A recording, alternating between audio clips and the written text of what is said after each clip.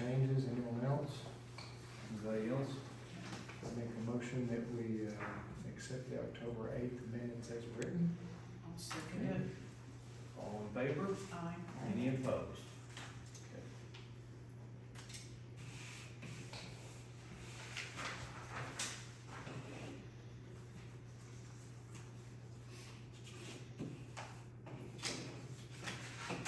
Acknowledgement of any new residents? Nope. Okay. We're gonna move down. We've got Betsy Cornett here with the American Red Cross. So she wanted to speak with us, to us for just a little bit. Oh, welcome, Betsy. Hi, thanks for letting me be here. I appreciate your time tonight. I can, as I've already said, talk Red Cross all night long, so if you get a little bored, just tell me to stop. I am the Community Disaster Program Manager for the Texas Panhandle, which means I cover the top 26 counties and everything in it of the Texas Panhandle, which has been very busy in the last year or year and a half with different floods and disasters and things. But I wanted to take this minute to come by and let you know we're always looking for volunteers. We have a great time. I have some doodads over here that are just some first aid kits and stuff. But we have make a kit, get a plan, so you'll kind of know if you have to evacuate where you might want to go, the things that you might want to make sure that you have in your kit. And then we also have pets to go kits and how to take care of pets in emergencies, because I'm not going anywhere without my dog. So we do that as well. Our main function on what we call blue sky days, which are when we're not responding to a major disaster somewhere, a tornado, a flood, a fire, something like that, is house fires. So if anybody has a house fire that causes damage to their house, then we come out as the disaster action team, which is our local volunteers. We get called either by the fire department, we get called by the client, we can get called by the friend of a client, whatever. As long as we're called out, we'll come out. And depending on the extent of the damage to your residence, we'll provide you financial assistance. We always provide bears, because everybody loves to have a bear after they've had a fire. Comfort kits, which are toiletry items, toothbrush, shampoo, things like that. We have blankets, because most fires happen in the middle of the night, and not everybody sleeps in pajamas. So we have blankets that we carry around and keep people warm with. And then we'll give you this folder, which has community resources like 211, findhelp.org, Panhandle Community Services, all the different churches that and what they offer, whether it's clothing or food or furniture, what you need to bring, what their hours are, what their address is, that kind of information. And then the summary of the client assistance is what we've done for the client, and it's kind of a referral form. So if you take it to Goodwill, then they will give you some credit and things like that to help you recover from this fire. Now that's just the first step. That's where we come to the scene and we, greet the homeowners and try to solve as many of their problems as we can. Usually we also bring pet food with us, because again, pets are important. And then after about 48 hours after the fire, we will get you secure someplace that is safe and food and things like that with our initial contact. Then we have our casework team that follows up and makes sure, okay, now we're here, we're breathing a little bit better, we're past that part of the trauma, so what are we going to do next? Do you have insurance? Do you need to find another place to rent? What is your story and how can we best help you recover from this situation and replace what you need to have? And we also provide disaster health services, and those are folks that are certified within the state of Texas as a medical provider of some sort, whether it's a doctor or a nurse or a paramedic or an EMT, something like that. We provide disaster mental health services, which are particularly important, I think, in children's cases, because kids have very different reactions to trauma. If you're an adult, you kind of feel some semblance of control, but with a kid, they're completely out of control, and that's a really hard thing. So our disaster mental health people are also certified within the state of Texas. They're either psychiatrists or psychologists, kind of depends on who's volunteering on what day. Then the third thing that we provide is the disaster spiritual care. So we will have clergy, and again, all certified within the state of Texas, that will contact you and pray with you and do whatever they can do to help you as far as that goes. So those are the things on scene that are offered, and then the follow up with the caseworkers. We replace with disaster health services. It's not necessarily for those that are injured, but for those that maybe that you lost your contacts or your glasses or all your prescriptions, or maybe you have to have a CPAP to breathe with at night and that's burned up. So the Red Cross will make sure that gets replaced and things like that. And that's what the function of the health services really is. We do provide fatality assistance if unfortunately somebody perishes in the fire. And so those are kind of things that we do here locally under a blue sky. Now right now, and in the last year actually, the Red Cross has had 16 days that we have not been under what we call gray sky, which is some kind of a big response to a hurricane, a fire, a tornado, whatever it is. It used to be that you kind of had this response time of 4 months between June and November. That was really pretty busy with hurricanes and things like that. Now it's 16 days last year we were not under some kind of a major response. So we really need people that have a heart to help their communities and help their people. We do sheltering and feeding. We have a congressional charter as the Red Cross that we do feeding and sheltering. We are the nation's premier. So we locate shelter sites. Like I was explaining to Kelly a little while ago, my little Red Cross brain is thinking, okay, if we sheltered in here, where would we put that and how would we do that and whatever. So locating all these sites before we actually need them is really good, and knowing what they can provide, because if there's no showers, but you have someplace 2 blocks down that does have showers, I might look at that first, something like that. The Red Cross can bring in shower trailers, we can bring in laundry trailers, things like that, but if we can find a facility that has them, let's use it, kind of thing. So that's another position that we're working on under Blue Sky Days. I don't know if y'all have any questions for me at all. In the Panhandle, we are not providing the blood services, and the health services are contracted to Nation CPR, I think it is. So if you're interested in doing some CPR classes and so forth, you could go to the Red Cross website and sign up, but it will be Michelle from Nation's CPR that actually does the training of that. I don't know how many people know hands-only CPR or regular CPR, but that's always important. It's a skill that you should have, and basically you want to put your hands right here and you want to listen in your head to a couple of different songs, like Another One Bites the Dust is a good beat. Staying Alive is another one. Staying Alive is another one.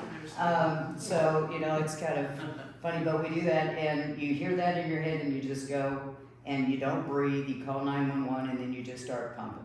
And that's basically hands-only CPR. It's a little fast, but that's pretty much what it is. We work as closely as we can with the fire departments to make sure that if they have needs when they're on the fire line, we go out and we fix food or pick up food, take them out and canteen the firefighters and things like that, so that they have their nutrition as they're on that line trying to fight that fire, and that's very, very important. So are there any questions that anybody has off the top of their head about the Red Cross? Are you tied in with emergency management? Absolutely. Okay. You bet. Mm-hmm. Yes, and I'm also actually part of the CERT team. Quite a few of our volunteers are part of the CERT team as well. We just kind of have this, we got to have some kind of trauma all the time, I guess. Okay. I was a trauma nurse for 30 years before I became the professional disaster before you. So I think thrive on stress. But the Red Cross is, like I said, I started 8 years ago. I started as a volunteer. I had retired as a nurse, and I thought, I'm going to be in trouble, so I need to find something to do. So I started volunteering with the Red Cross, and Hurricane Harvey hit. And we had a mega shelter down in Dallas, and we housed 6,000 people. And it was in the parking lot of the Kay Bailey Hutchinson Convention Center. Because when that was built in such a manner that 2 of the floors are fully enclosed and some have showers and different things like that, with the thought of sheltering in mind. So it wasn't as bad as it sounds. But I had some really unique experiences at that shelter, and I remember one little gentleman came up and he had insulin, and he said, I need to keep my insulin cold. And I thought, in 6,000 people, how are we gonna manage this? And so I took him to health services, and they said, just a minute.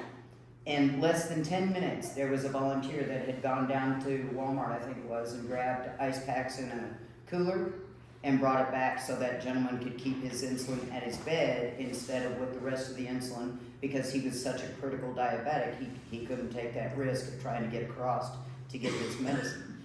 And I thought to myself, if this is an organization that can pull something like that off with this many people and this much chaos, I really want to know more.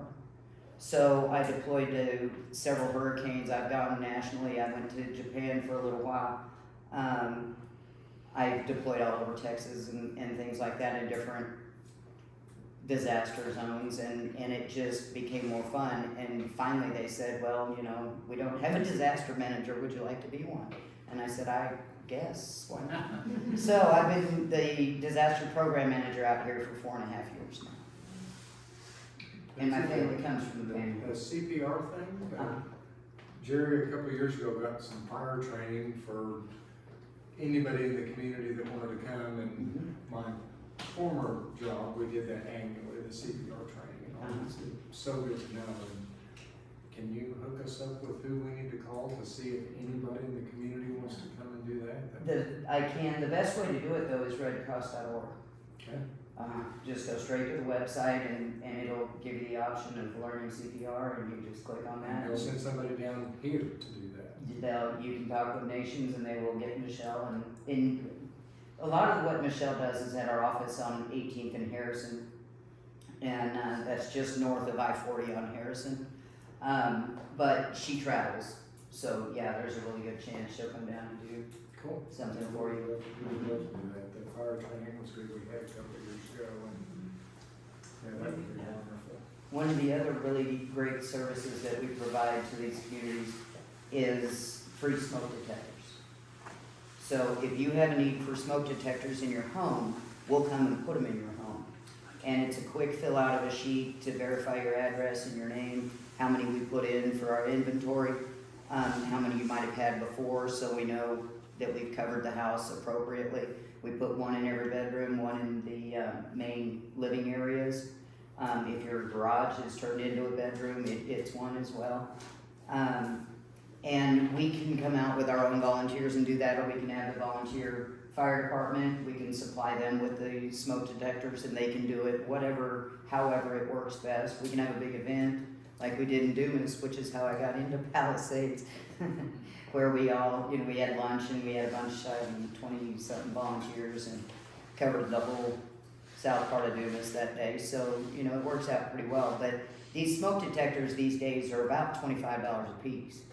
If you have a 3-bedroom house, then you're going to easily cover $100 trying to take care of your home.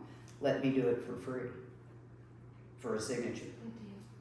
Because I will put if you have a 6-bedroom house and you have 3 living areas, you'll have 9. It's okay, So that's one of the services I wanted to make sure to mention, because I'm really excited about that, and the home fire safety program. We'll give you a little bit of education about where is your escape route, where is your meeting place. Do you have young children that need to know what a smoke detector sounds like, where they need to go? When it's time to get out, they cannot go back in. They let the firefighters go back in, and things of that nature. And then we keep track of those nationally, so we get credited with lives saved whenever there's a fire in a house and we have the smoke detectors there and going off. And we saved a little girl, a gerbil, her grandma and her mom in Lubbock the other day. It was great. So we have a community Facebook page, and what would be the odds of posting this on the community Facebook page about these smoke detectors and having a mass community turnout to do that instead of doing it one at a time and having everyone go to the site to individually have. Oh, it's very possible, I We could think. do that, we could have You somebody bet. show up with 80 smoke detectors and whoever comes to the community center here, we could do that. We like to have them installed, we like to install them to make sure they get installed, you know, because some people don't know exactly how to do them. And they're kind of, they've changed this year, and so there's 4 little tabs, and if you don't get those tabs in just right, then it'll tell you that it's working, but you can see it's not squared, so it won't really be working. So we like to make sure that they're, you know, installed, but absolutely we can do Yes, that. that's my question, if we have people showing up to, we have 15 or 20 people show up to do that, will the Red Cross bring enough people to go and home to home to do that? You bet, Cool. you bet. Cool. I am the top 26 counties. My partner is Laura Davis, is in Lubbock. She has 18 counties. She and her volunteers are as portable as me and my volunteers. So if I have an event like that and I need more manpower, I will call her or my other coworker, Taylor from Wichita Falls, or Tammy from from Abilene. Doesn't really matter, we'll bring people. And if we could get that information to coordinate that with our Facebook posting, I think we could have turnout for that. You bet, we can absolutely do that. Yeah. Do we just need to go to redcross.org to schedule that, or do we do it? through What email? I'll do is I'll throw together a flyer real quick, and then I'll send it to whomever wants it, and then we can put it up on the page and see what kind of interest there is, Okay, and kind of go from there as to, you know, we'll pick a day that's whatever day is most convenient for the community. Cool. And I've got, I don't know, 400 or something at the office right now, so we should have plenty to cover whatever we need. Yeah. But yeah, that's a really important service. And so is there anything that anybody just is dying to know about the Red Cross?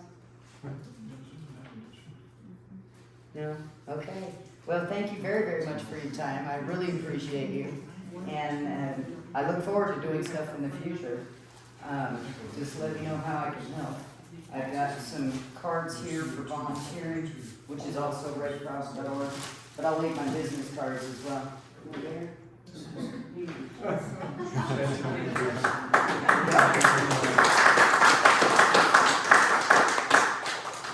very, very welcome.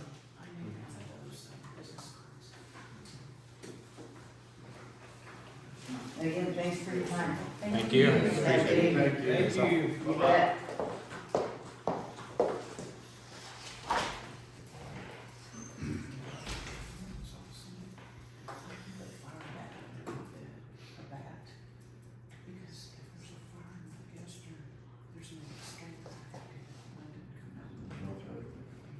Okay, we're gonna move down to the treasurer report. I guess you do the village first, and then you do the fire department. Sure.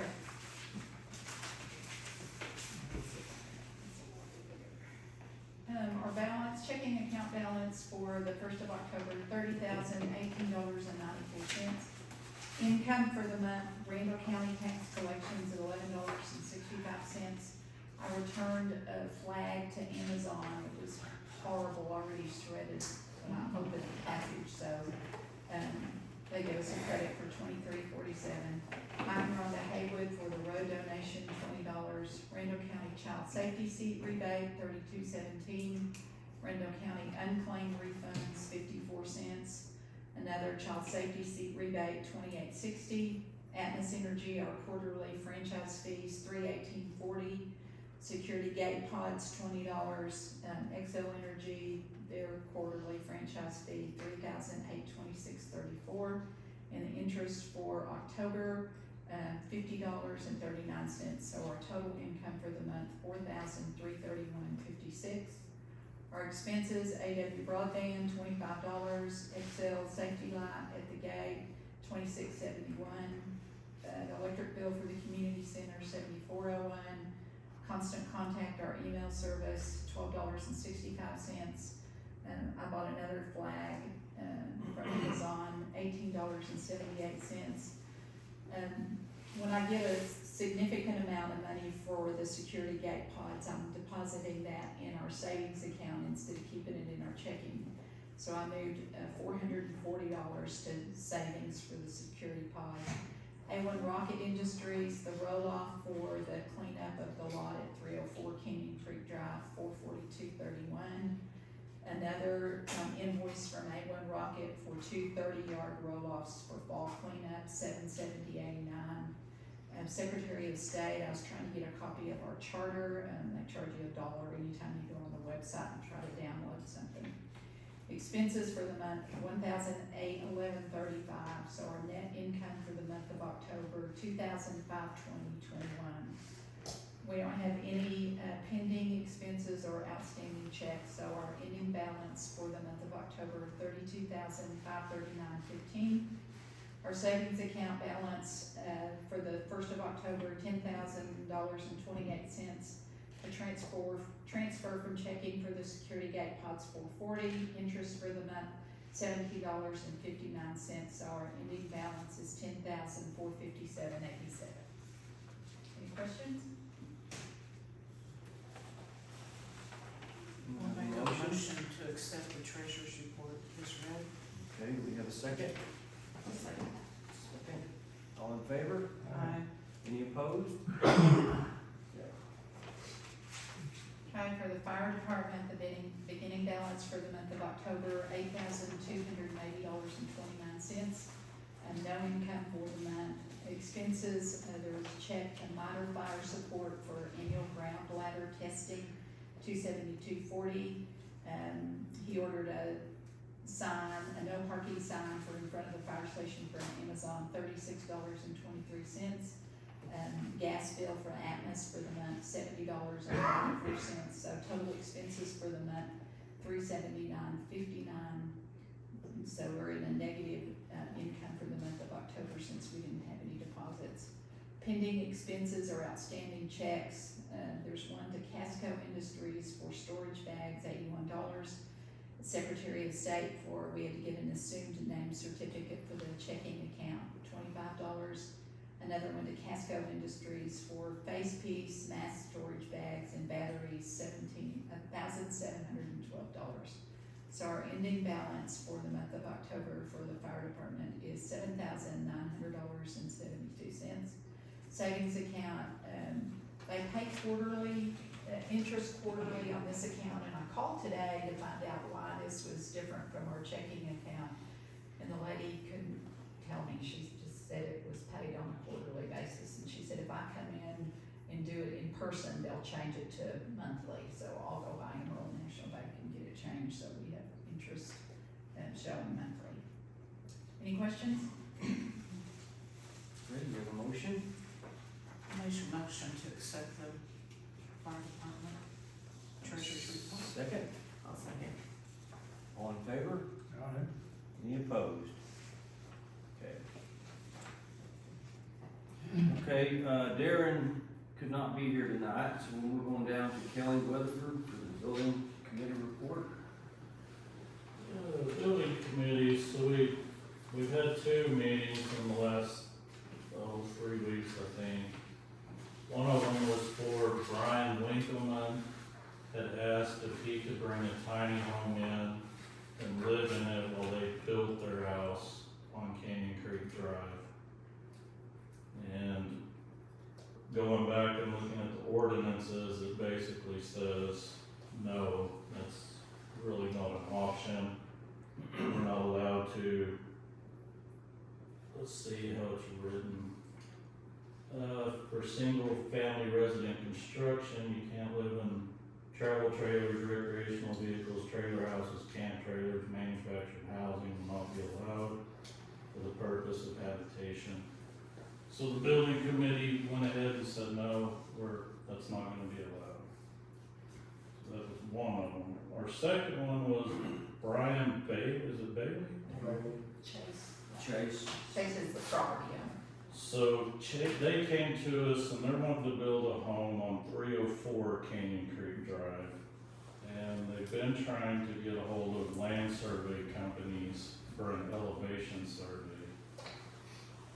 they met the building requirement sizes, everything's good, but until we find out if they're even, what they're capable of building, we did not go ahead and permit them for their new construction. And we've also told them they probably need to contact John Gates and make sure he's good with a septic system because of being over by a floodplain. So it's kind of on hold right now, I guess, until we hear back from elevation survey company. So we did not give a permit for new construction on that one. You know, he got a survey, he was telling me Saturday, his elevations are 3 foot 1 inch, is what, did you get it? No, that's, Anyway, that's what he told me Saturday, so. Who'd you get it with? Cause he called like 8 yeah, companies. yeah, that's, I'll get that when it gets made. I think, yeah, Carol, excuse me. Okay, move down to the permit. There were no permits. Ordinance report, floodplain. Yes, I went today with Chase Bailey, who is Chase and Brian Bailey, who bought that property at 304 King Creek. They own Sharp Beach up here, and his son Chase is the one that's wanting to build a home there. And they had a gentleman come down that was going to build the foundation for the home, and he had I'm not sure what you would call it, Kelly could probably tell me here. He had an elevation device, but it's not certified with the state where you get the certification saying this is your elevation. And he looked at it, and they're about 2.5 foot off of where they need to be. That's what he was calling you about, saying they know generally where they are on this device. I'm sure is accurate enough. And so Chase, the son, and I went to Randall County Road and Bridge today and visited with Lisa Brown, who is my boss in the floodplain stuff, and Tim, and sorry, I don't know Tim's last name from Road and Bridge, and told them we are having real difficulty. They have called 6 different survey companies, and they don't want to come down here. They don't want to come down here because of land corner surveying, but we don't need corner surveying. We just need an elevation. We want to say, what's the elevation here? What's the elevation here? And they just kind of generally said we don't want to come down there because it's bad down in Palisades. And we all know it's kind of rough to survey down here, but we came up with some other ideas from Tim and Lisa, who are, like I said, my bosses in Randall County, and we're going to try those things, but that's kind of where we're at on that property. And then we're waiting that for Kelly to issue them a permit when they need an elevation survey to know where they're at, because they are in the floodplain. And they only need to be, they had a gentleman come, I said, and do that, and they're about 28 to 32 inches is where they need to be the right height. But it doesn't matter if you have somebody come and tell you that if they don't have a certified machine and they can give you the certification. And so that's where we're at. We're still trying to get that certification. They had some ideas for him today, and we're going to try those. But as it is now, we're just kind of in limbo until we can get that certification. So we spent about 2 hours down there today, and we're kind of trying to get them hooked up. So we'll keep working until we can get those kids down here. All right. Any public comments? Nope, we're good. Okay, down to the mayor's report. First of all, the cleanup went really well, and we got a lot of brush out. I mean, a lot. And so Hondo, I mean, he worked down there with Dusty Chambliss, who is Dennis Paquette's son. And they sat down there from 8 in the morning till about 1 in that afternoon and did nothing but stand in that dirt and chip all that stuff. So there's quite a bit of it over if anybody needs it for their gardens or flower beds or anything. The next thing, I think, hopefully we'd have enough money, but I'm kind of thinking about, see what y'all think about having a roll-off brought in an additional 2 times a year, and just put it out here and let people fill it up. But you'd have to check and see if we have the money for it. I'm thinking like, we already do April and October, so I'm thinking maybe January and July, and put it out there for the weekend and so people can just, you know, load it up. I know we did the appliances about a month before, and I put the sign out, and we got some stuff out there, and I had the guy come out and get it. He was really good about getting over here and getting it all. So, we might entertain that idea and see what y'all think. Didn't wanna leave it out there a long time, so I don't want people bringing all their garbage, you know. We budgeted $3,500 for the year for cleanup, and, we spent $700, Yeah. so we've got plenty of money. Well, if we do this one in January, that'll go on next year's, No, won't it? October Covers our budget. is our year, Oh, it is? yeah, Okay. so far, we've Excuse me, spent Carol, one more time, what did we spend? 700, So we had two of them. On the two rolls we had in. 770 in and fall clean. 442, so $1,000. So we could kind of think we're gonna have the same for spring cleanup in the same budget year. Mhm. 14, so 14, 15, Yeah. maybe 1,600, what? 35. 35. So we've got enough if you want to do two extra. Those people are giving us a really good deal on those big ones. Yeah. Good idea. Okay. That's really all I've got. I just want to thank again for everybody that helped out with the cleanup, because it was a lot of work. It was a lot. So that's all I've got. Do we have a motion? I'll make a motion to adjourn. All right. Have a second? All in favor? All right, thank y'all.